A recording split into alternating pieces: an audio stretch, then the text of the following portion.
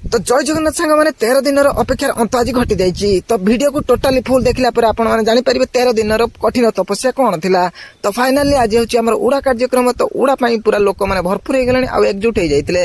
तो सेति भाई इंटरेस्टिंग सहित समस्त ऊपर को चाहि बसथिले जे केते बेले उड़ा हबो, काहे कि उड़ा एक नूतन धरणर एवं नुआ पर्यायर। तो आपण को अंचल रे एभलिया उड़ा होय कि नहीं तो कमेंट माध्यम नियाती जणातु। जदी होताय उड़ा एभलिया तले कमेंट रे यस लिखि दियंतु।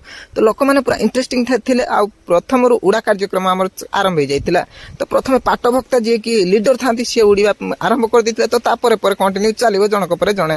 तो तापर आसी पहुंची जाइए आम फेणी बुणा कार्यक्रम भितर लोक मान इंटरेस्टिंग देखापी।